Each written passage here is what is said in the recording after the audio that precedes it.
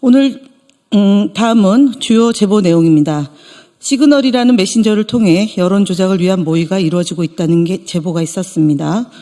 해당 모의는 메신저 내 부파 사이버 대응팀이라는 단체 채팅방을 중심으로 이루어지고 있으며 이 방에서 공유된 글에는 적에게 아니란 생각을 심어준 후 투표 참여율을 줄이는 것이 주요 목적이라고 명시되어 있습니다. 구체적으로는 어차피 이재명이 대선에서 이긴다는 내용을 커뮤니티에 게시하거나 조회수가 높은 게시글에 선거날 시간 아깝게 투표하지 말고 쉬다 오면 된다는 댓글을 달아 여론을 조작하고 투표 의지를 저하시키는 것을 지시하고 있습니다. 이러한 활동은 최근 부정선거를 막겠다며 20, 30대를 중심으로 조직된 2030 부정선거 파이터즈와 관련된 것으로 보이며 이 조직의 온라인 여론조작팀의 일환으로 의심되고 있습니다. 특히 이 단체는 한교안 전 국무총리가 이끄는 부정선거 방지대와도 연결되어 있는 것으로 추정됩니다. 주요 제보 내용을 이번 주 내용을 말씀드리겠습니다. 첫 번째로는 민주당 경선 후보에 대한 암살 모의 등과 관련한 제보가 있었습니다. 특정 후보를 지목해서 암살단 모집합니다. 총, 활, 석궁도 준비됐다. 관심 있는 분은 어디로 연락 바랍니다. 등의 게시글이 올라왔으며 게시자는 실제로 개인정보와 연락처, 구체적인 범행 도구까지 언급한 것으로 확인되어 실제로 범죄로 이어질 우려가 있었으나 4월 22일 해당 게시자는 검찰에 검거되었습니다. 두 번째로 부정선거와 관련된 음모론과 내란을 옹호하는 글의 유포에 대한 제보가 있었습니다. 4월 20일 트위터를 통해 선관위가 이미 51.2%로 민주당 후보의 당선을 확정했다는 출처불명의 유튜브 댓글 사진이 게시되었고 그 아래에는 사전투표에서 조작이 이루어질 것이라는 부정선거를 기정사실화하는 댓글이 다수 달렸습니다. 카카오톡 단체방에서는 불법 선거운동과 내란 옹호 성격의 선동이 지속되고 있다는 제보가 있었습니다. 마지막으로 민주당을 중국이나 공산주의와 연관 지으라는 시도가 있었습니다. 4월 22일 네이버 블로그에서는 군복무 단축은 적화통일의 필수 요건이다. 국민 재산의 절반이 북한으로 넘어간다는 황당 주장이 담긴 게시글이 확인되었고 4월 21일에는 인스타그램을 통해 황금 방패법 발의 이꼬르 공산당식 인터넷 검열이라는 등의 허위 주장이 있었습니다. 4월 22일에는 DC인사이드 국민의힘 비대위 갤러리에서는 민주당이 중국인을 위한 일자리를 보장하고 한국인이 넘보면 형사처벌된다는 맹랑한 글이 게시되기도 하였습니다. 다음으로 소통위원회 주요 현황에 대해서 김동완 의원이 발표하시겠습니다.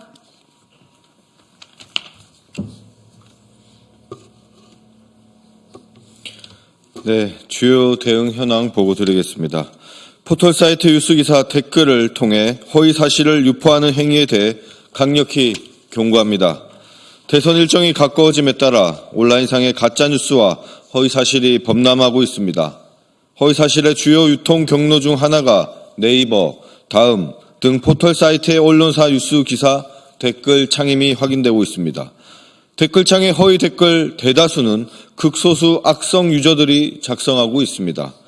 하지만 이러한 행위는 공직선거법, 정보통신망 이용 촉진 및 정보보호 등에 관한 법률 위반에 해당할 수 있는 범죄 행위이며 경찰 고발 대상입니다. 국민소통위원회는 허위 댓글을 통해 가짜뉴스를 유포하는 행위에 대하여 경찰 고발, 손해배상 청구 등 엄중히 대응할 것임을 밝힙니다. 다음 스레드의 이재명 후보 발언 관련 가짜뉴스에 대해 알립니다.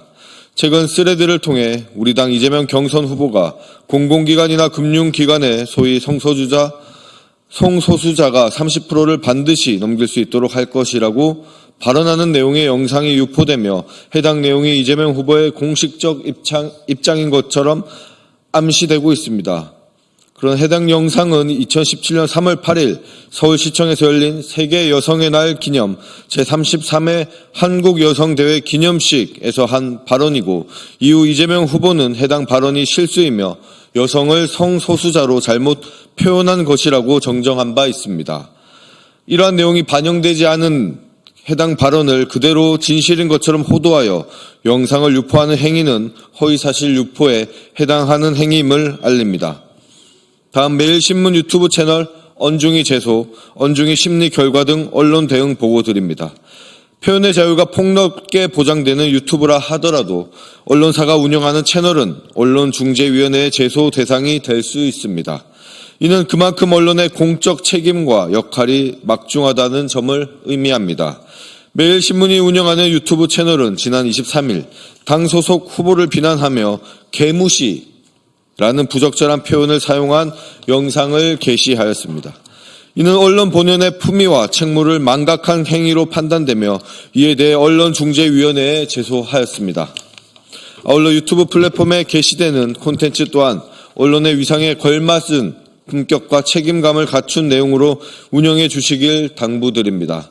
어제 진행된 언론중재위원회 심리 결과를 보고드립니다. 매일신문 관련 2건은 매일신문 측의 불참으로 인해 2차 기일로 속행되었으며 3월 31일자 사설 사상 최악의 산불 이재민 지원 복구 제대로 하라는 에 관해서는 조정 불성립으로 결론이 났습니다. 사설은 언론사의 기본 입장과 의견, 주장이 폭넓게 인정받아야 한다는 점에서 표현의 자유를 존중합니다. 그러나 명백한 의도를 담은 왜곡이 존재할 경우 이에 대해서도 엄정한 판단이 요구됩니다. 앞으로도 국민소통위원회는 사설을 포함한 모든 보도권에 대해 표현의 자유를 존중하되 객관적 사실에 기반을 둔 건전하고 공정한 보도가 정착될 수 있도록 지속적으로 노력하겠습니다. 다음 YTN 뉴스파이팅 김영수입니다.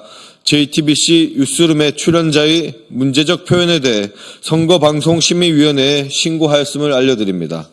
국민의힘 김용태 의원은 4월 24일 YTN 라디오 뉴스파이팅 김영수입니다에 출연하여 민주당 경선에 대해 논평하면서 이재명 예비후보에 대해서 제대로 된 비판도 다른 민주당 예비후보들이 못하고 계시던데 결국에는 이재명 예비후보에 대한 정치적 보복이 두려워서 못하는 거 아닌가 싶습니다. 라며 허위사실을 유포하였습니다. 방송은 선거에 쟁점이 된 사안에 대한 여러 종류의 상이한 관점이나 견해를 객관적으로 다루어야 한다는 선거방송심의에 관한 특별구정 제8조 제2항을 위반한 것입니다. 또한 저희의 경고에도 아랑곳하지 않고 국민의힘 홍준표 대선 경선 후보는 4월 23일 JTBC 뉴스룸 프로그램에서 또다시 더불어민주당 대선 경선 후보를 대상으로 방송에서 담을 수 없는 표현으로 비하하고 허위사실을 유포하는 등 지속적으로 선거방송심의에 관한 특별규정을 위반하였습니다. 이에 국민소통위원회는 두 방송 프로그램을 선거방송심의위원회에 신고 접수하였음을 밝힙니다. 다음 샤인튜브, 이동규TV 등에 대한 유튜브 대응 보고입니다. 유튜브 채널 샤인튜브는 구독자 60만을 보유한 중견 보수 유튜브로 공직선거법 제250조 위반 소지가 있는 콘텐츠를 게시하고 있습니다. 이재명은 뻔뻔한 거짓말쟁이입니다. 이재명은 국민을 세금 소비자로 국가를 ATM 기계로 보는 것 같다라는 등의 표현들로 명예훼손 소지가 매우 크며 민주당이 나라를 뒤집어 엎을 계획을 하고 있다는 등의 심각한 허위사실을 유포하고 있습니다. 또한 이봉규TV는 이재명 대표가 사람 죽이는 재주가 있다는 발언이 담긴 영상을 게시한 다음 날 3월 21일 구글에 신고 조치하였으며 4월 24일 문제없음 회신을 받았습니다. 구글이 탄핵 이후 대선 기간임을 제대로 인식하지 못한 것 때문으로 판단되며 구글의 재신고 및 정보통신망법상 명예훼손 혐의 등의 법적 조치 등 대응을 적극 검토하고 있음을 재차 알려드립니다. 네, 국민의힘 거짓말 시리즈 96번째입니다. 권성동 국민의힘 원내대표는 4월 24일 개최된 자당의 의원총회에서 작년 민주당의 예산 테러로 인해 되살려야 할 사업이 한두 건이 아니다라고 주장했습니다. 합리적인 감액을 테러로 지칭했다는 점에서 명백한 궤변입니다. 민주당의 감액 사유를 자세히 살펴보겠습니다. 첫 번째, 검찰 특활비 등 깜깜이 예산 집행으로 인해 편성 내용이 소명되지 않은 부처에 대한 감액이 있었고, 둘째, 실사업 집행기간 등을 고려하지 않은 정부 예산 편성에 대한 합리적인 감액이 있었습니다. 셋째, 사업계획, 저청소 검토 등이 미비한 내역에 대한 감액도 있었습니다. 또한 동해가스전 시추 예산, 대왕고래 사업 등 개발성과 타당성에서 국민적 의혹이 해소되지 않은 사례에 대한 불가피한 감액도 있었습니다.